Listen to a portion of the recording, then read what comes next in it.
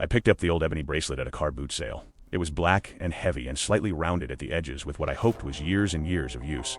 The wood felt hard but warm and exuded faint aromas of wood polish and beeswax. Scratched on the inside of the bracelet was a seemingly random collection of letters. Bellini. I wore the bracelet every day after its purchase, removing it only to shower and to sleep. When not adorning my wrist, it took pride of place on my nightstand, next to my bedside lamp. I like to think that when I turned the light off, the bracelet gave off a warm, comforting darkness that helped lull me into slumber. This, of course, was my imagination. However, this never stopped me gazing at the black of the bracelet under the dim light that penetrated my bedroom. I fell asleep like this every night for almost 1 month. During this time, my sleep was fitful and peppered with the usual variety of random dreams. One night, after a particularly stressful and energetic day, I slumped into bed, too exhausted to remove clothing or jewelry. What seemed like mere seconds after succumbing to sleep, I awoke with a start. A growing feeling of dread permeated me, a feeling I did not understand.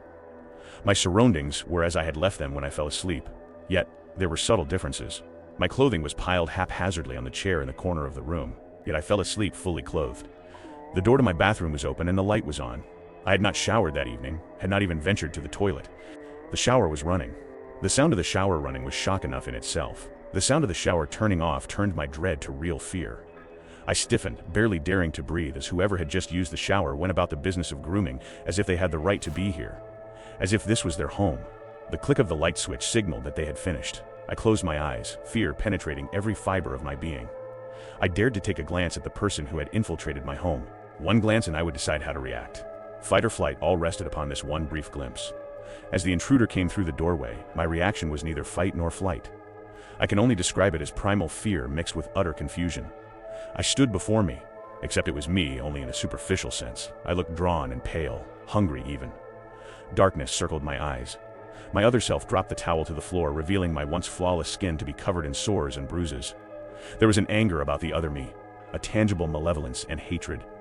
I noticed that I was not wearing my bracelet, and in its place was what looked like an open flesh wound, a burn perhaps. I continued with my standard grooming schedule, seemingly unperturbed that I was lying in bed watching this normal routine with abject horror. I felt I must be in the middle of a nightmare. It was the only rational explanation for this encounter with myself. Once again, I clenched my eyes closed and willed myself to awaken. This nightmare continued as I lowered myself into bed next to me. The light clicked off, bringing a shudder that rocked through me like a thunderclap. This, I thought to myself, must be the end of the nightmare, the part where I wake up. A shuffling next to me brought these thoughts to a crashing halt. I felt a breath next to my ear, smelt what can only be described as spoiled meat. A voice crackled from the darkness.